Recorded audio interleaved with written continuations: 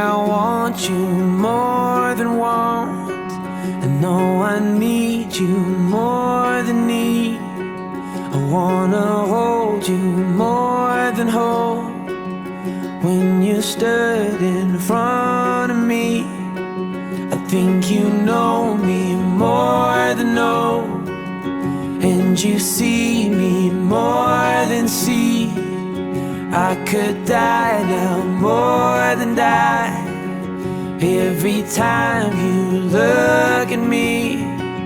Well, I've seen you in jeans with no makeup on, and I've stood there and all is your date for the prom. I'm blessed as a man to have seen you in white, but I've never seen anything quite like you tonight. No, I've never seen anything quite like you. When it's right, it's more than right, 'cause you feel it more than feel. I could take this moment now, right into the grave with me. Oh, well, I've seen you in jeans with no makeup on, and I've stood there and all it's your date for the prom. I'm blessed as a man to have seen you in white, but I've never seen anything quite like you tonight. No, no, I've never seen anything quite like you tonight. Oh, no, no, I've never seen anything quite like you tonight.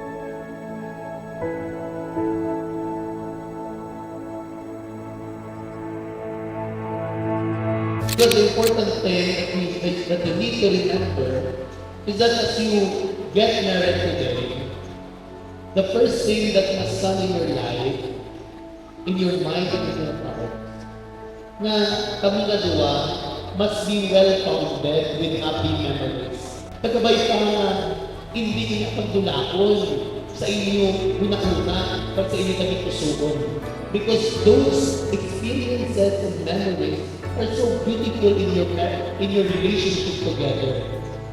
File that up, build happy memories in your married life, because that will be your armor as you experience difficulties sa inyong pangabuhi bilang mag-asawa.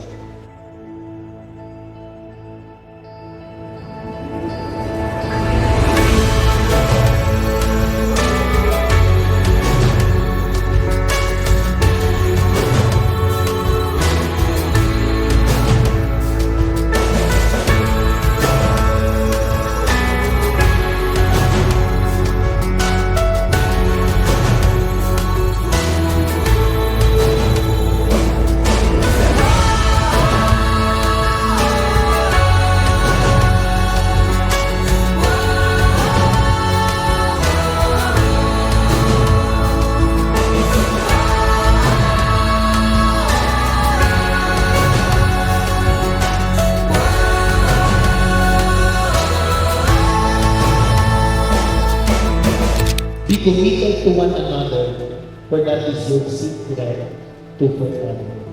Tatlo ka bagay.